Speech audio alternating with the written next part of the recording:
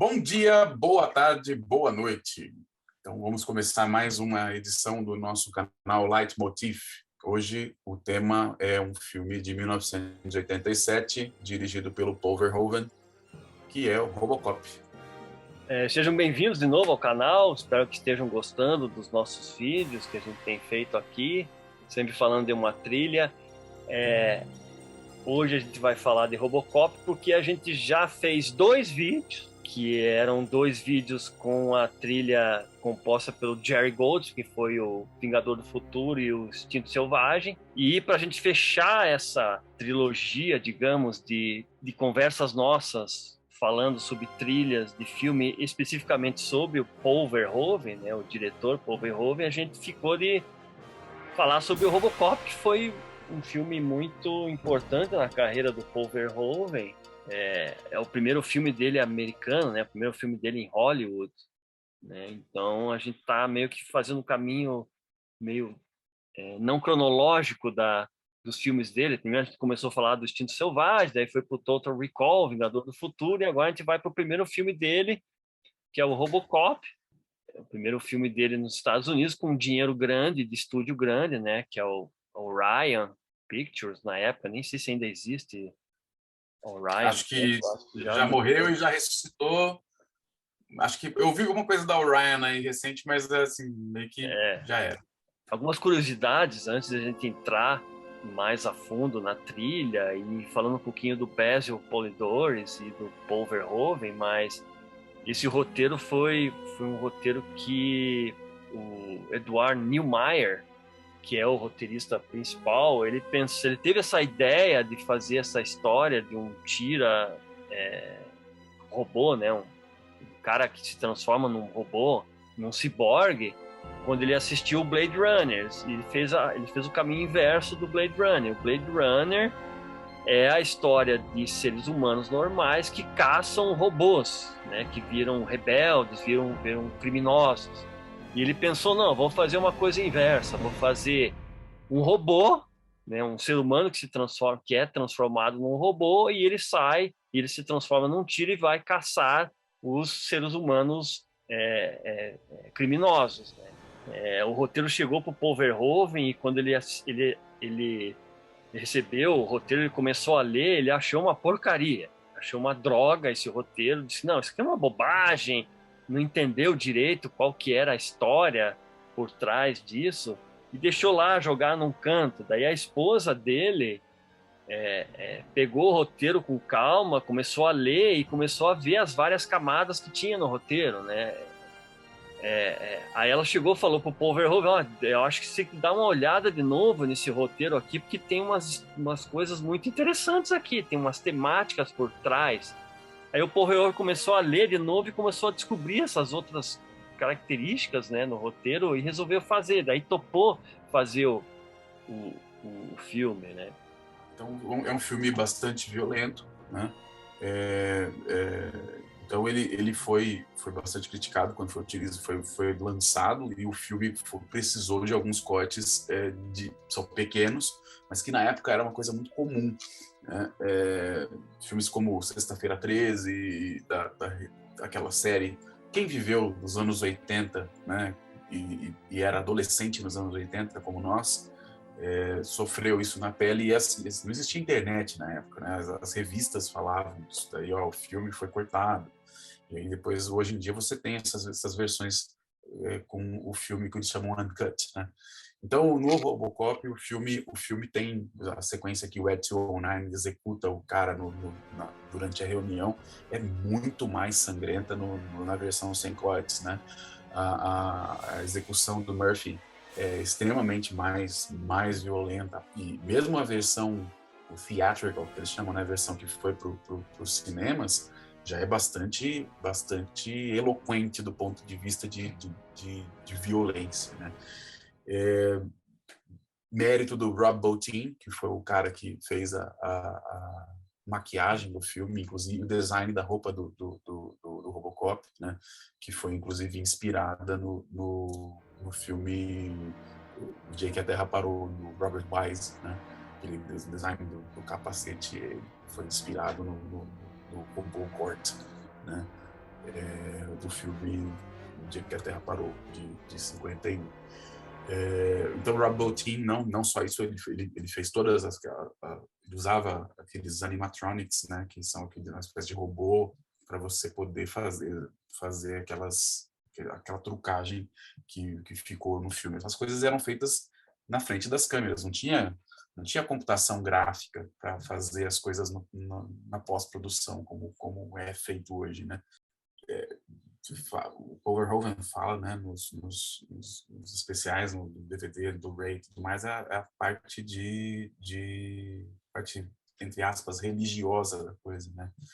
Mas quando o Murphy ele é executado, é quase que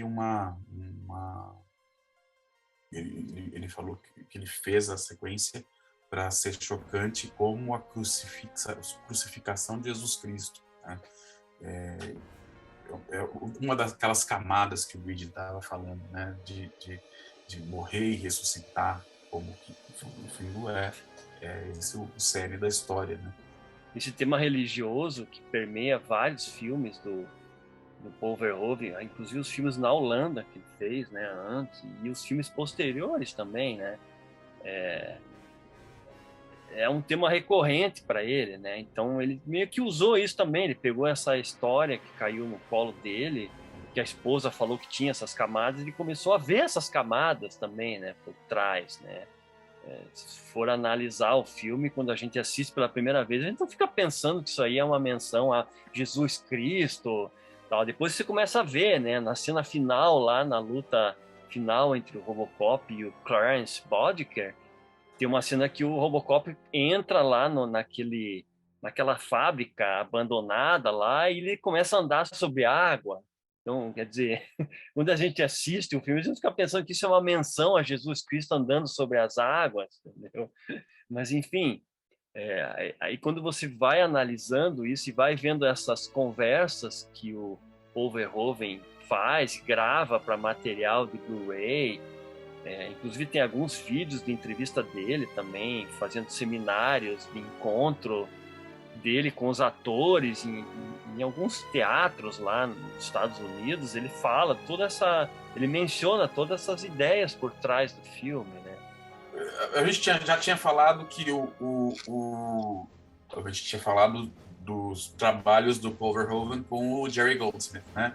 Então esse é um trabalho com Basil Poledouris, que era também um compositor que teve uma relação muito boa com o Paul Verhoeven. Ele fez esse filme Robocop e fez também Starship Troopers.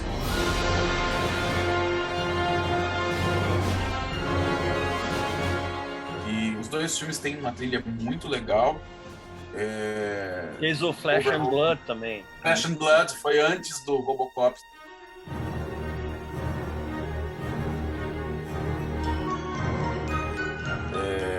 Mas o Basil Poledouris foi um cara que não teve o devido reconhecimento, na minha opinião, e ele era um excelente compositor, né? Ele fez a trilha do Conan, que é um baita de um trabalho.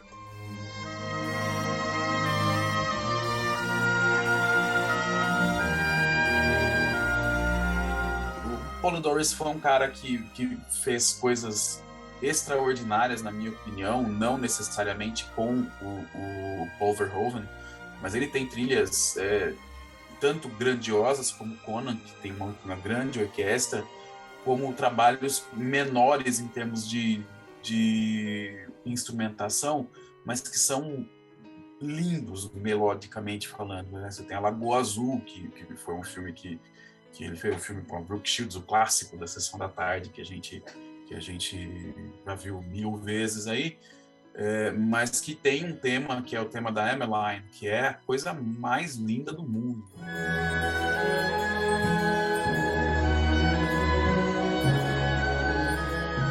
Não só isso, ele tem trilhas extraordinárias. Assim, do topo da minha cabeça, eu citaria a Lagoa Azul, citaria aquele filme dos surfistas, né, meu Deus, Big Wednesday, acho que é esse, não, o nome. Isso.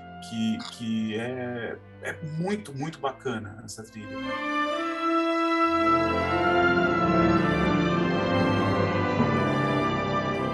infelizmente, o Basil Poledouris faleceu de um câncer, acho que no começo dos anos, acho que foi em 2005, 2006, uma coisa assim, né? Ele se foi há um bom tempo já. E era um compositor realmente fora de série. Pouco valorizado, na minha opinião, mas um grande profissional. Eu acho que eu fui introduzido a conhecer o Basil Poledouris exatamente pelo Robocop.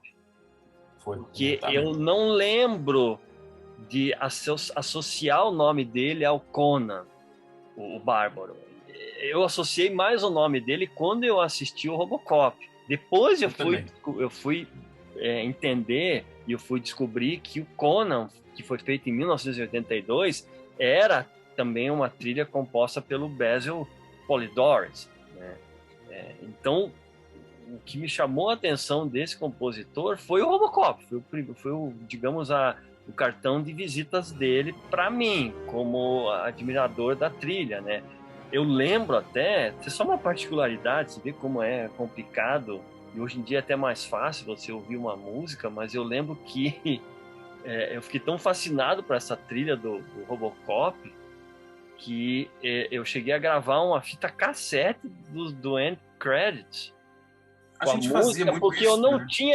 não tinha como pegar o CD, não tinha o LP, sabe? Foi uma das primeiras trilhas que eu comecei a ficar alucinado, assim, então eu gravei, eu acho que quando passou na televisão, não lembro, ou quando tinha a versão, quando foi lançado em VHS, eu dei lá o play nos créditos finais e peguei um gravador de fita cassete e coloquei lá para ficar ouvindo essa trilha, sabe? Que eu achava sensacional, eu achava sensacional. Depois, lógico, veio a facilidade de você comprar o CD, né, tal, aí isso resolveu, né? Para mim e para o Bob isso resolveu a nossa vida, porque esse é um dos filmes que eu lembro que eu comecei a fazer essa maluquice, entendeu? De ficar ouvindo uma fita cassete gravada do som saindo da televisão, que era horrível, né? Só da música dos créditos finais, entendeu? Que nos créditos finais ele fez uma junção de vários temas do filme. Era comum fazer isso, os compositores fazem isso até hoje. Então era legal que se tinha ali a chance de ouvir só a música, né, de várias partes do filme, né? Só que uns trechinhos menores, né? Eu queria só acrescentar na minha lista de trilhas do Basil Poledouris mais duas, que eu acho que valem a pena, porque talvez a gente não tenha a oportunidade de falar sobre Basil Poledouris tão cedo, mas chequem também A Caçada ao Outubro Vermelho.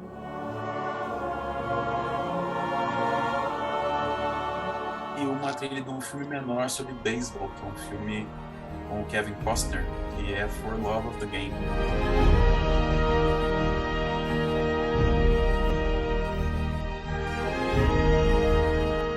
Uma bela trilha também. São duas trilhas do Poledouris. Gosto bastante do Poledouris. Eu acho que eu devo ter uns 60 discos do Poledouris aí. Ele tem muito mais que isso, né? Tem uns 90 e poucas trilhas compostas. Mas, cara, o Poledouris é um compositor fora da curva. Ele é muito bom mesmo. Tem alguns filmes desconhecidos dele que são trilhas inspiradoras que são usadas até hoje. Por exemplo, tem um filme chamado Cherry 2000. É um filme trash, estilo trash, tal, com a Meryl Streep. É ótimo a trilha Cherry 2000. Cherry 2000 é ótimo. É uma trilha sensacional, é um filme até considerado mais ou menos tal, mas a trilha é espetacular. A trilha desse filme tem inspiração para essa versão nova do Tron Legacy, eu acho que é o Tron Legacy, que também é uma trilha toda com elementos eletrônicos, entendeu? Mas é totalmente chupada do Cherry 2000.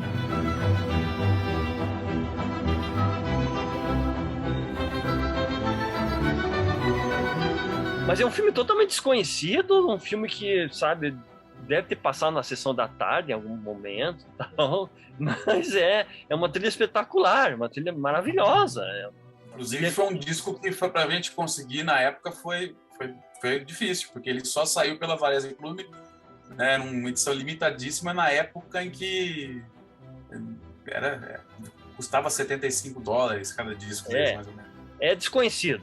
Nesse ano que ele fez, o filme dele foi o Robocop, que lançou, jogou ele mais ainda pro estrelato, né? Depois do Conan, o Bárbaro, fez a continuação do Conan também, Conan Destruidor, né? Conan Destroyer. É sensacional. Que a trilha também é espetacular. Ela tem alguns teminhas que usa do Conan Bar, mas ele vai além a isso aí. Né? Ele cria mais coisas lá.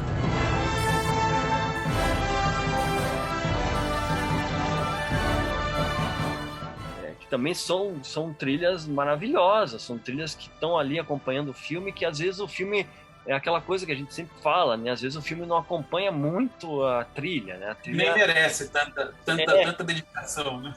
Exatamente. A trilha se sobrepõe ao filme, em tese. A trilha é a única coisa lembrada, talvez, do filme, digamos.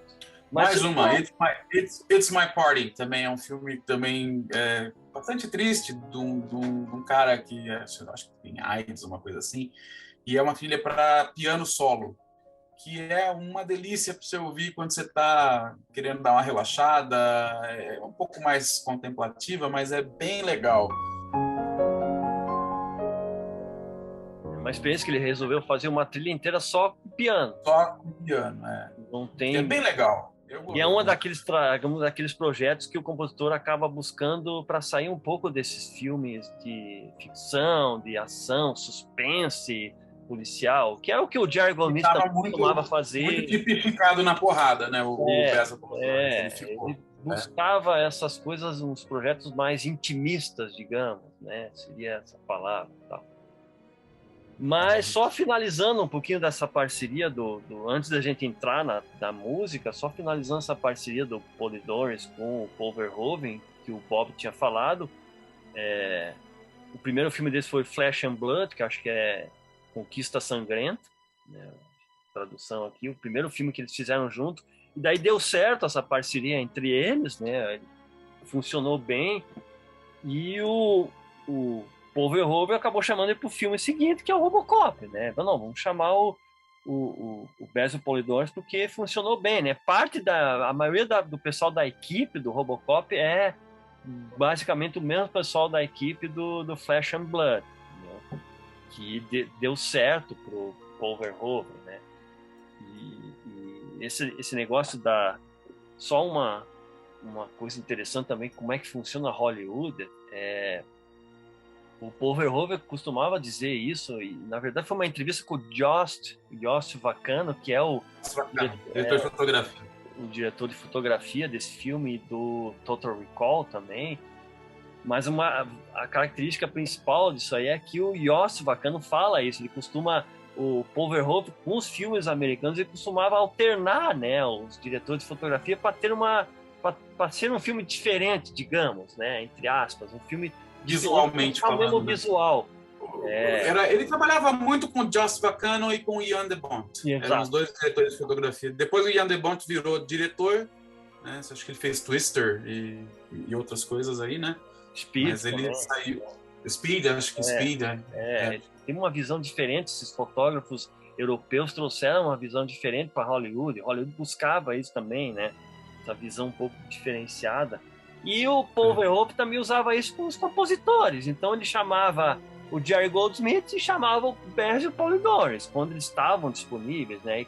Alternadamente. Ele alternava, isso que é uma característica interessante. Então, para o Robocop é o Basil Polidorus, o próximo filme do Paul Verhoeven, que é o Total Recall, ele trouxe o Jerry Goldsmith, né? O primeiro trabalho com o Jerry Goldsmith, depois ele alternou de novo com o Jerry, depois ele chamou de Jerry Goldsmith pro, acho que Basic Instinct, e daí o Starship Troopers ele trouxe de volta o Basil Polidorus. O Robocop foi o primeiro filme que, pelo menos eu percebi, que ele não tem um main title. Ele já aparece só Robocop, isso a gente já falou num outro vídeo. Ele aparece Robocop só e já corta para a sequência do noticiário falando e já começa o filme. Não tem crédito nenhum, não fala de diretor, não fala de ator, não fala de nada. Você não vê o nome do Peter Weller, você não vê o nome da Nancy Allen, você não vê o nome de ninguém. Você só vê isso nos créditos finais do filme, que talvez seja um dos motivos pelo qual a sequência que o Luigi falou dos end credits seja tão longa. O main title, ele só dá um motif, é um tema de 3 notas que é o...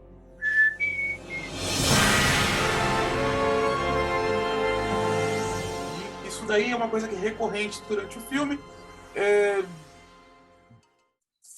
Fala dos fantasmas, vamos dizer, do Murphy, né? Depois que ele está na roupa de Robocop, né? Já um ciborgue, né?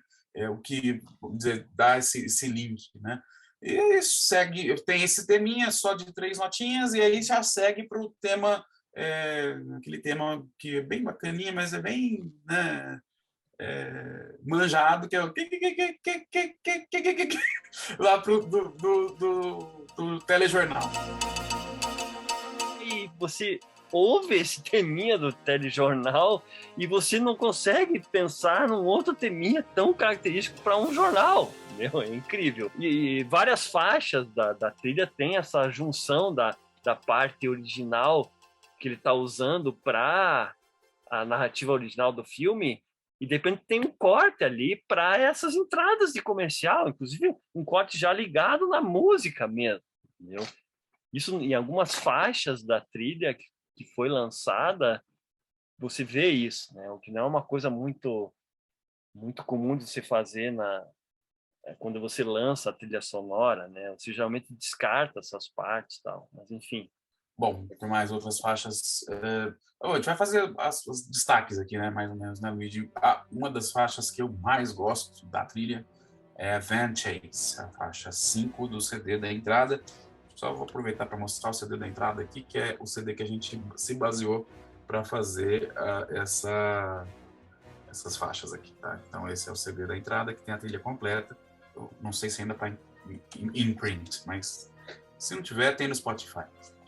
Ele tem no Spotify. São 23 faixas, se eu não me engano, né, Luigi? Bom, a faixa número 5, que é o Van Chase, né? Que talvez seja a faixa onde parece muita coisa, muito desses motivos nessa faixa.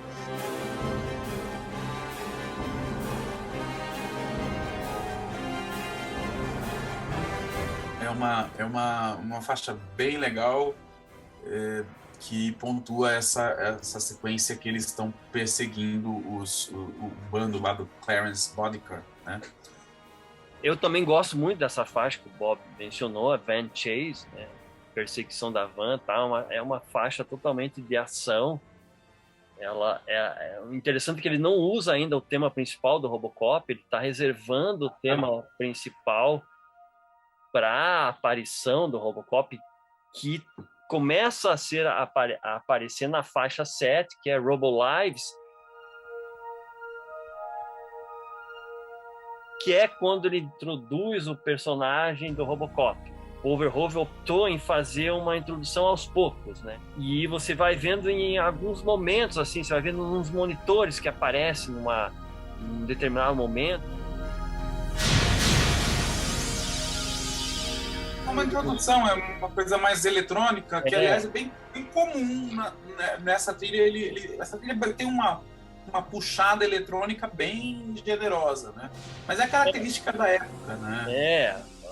A proposta de fazer um filme falando sobre um cara que é um robô, que tem tecnologia envolvida, é você jogar, obviamente, uma trilha que não seja só orquestra nativa, né? Não seja só orquestra normal, seja também atrelado a coisas eletrônicas na música, né? Sintetizadores. Então não tem assim uma coisa espetacular de introduzir o tema nessa faixa, entendeu? Ele vai jogar mais para frente.